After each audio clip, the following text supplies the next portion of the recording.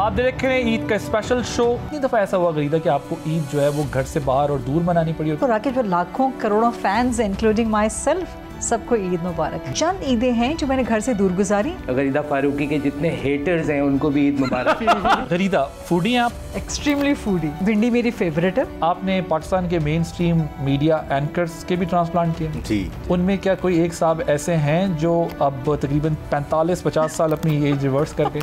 Reverse करके बिल्कुल ऐसा है। डॉक्टर उजैर तो is the Guru of the beauty market, he is the Guru of the aesthetic market. लेकिन गुरु तो जेल में नहीं है। कौन से फ्रूट ज्यादा खाने चाहिए हमारे व्यूअर्स को पता चले? Citrus fruits. जैसे चुकंदर चूंकि लाल होता है तो इनको लगता है कि ये क्या करेगा, खून बनाएगा, तो वो खा रहे। पाए चूंकि लेसदार है तो भाई वो घुटनों का वो सही करेंगे। ये देखिए मेरी बात करने का नतीजा ही आपने लोडेड कहा और गुब्बारे फटने। देखिए ईद के दूसरे रोज प्रोग्राम आदिल अब्बासी के साथ में रात 8:03 पर सिर्फ बोल न्यूज पर।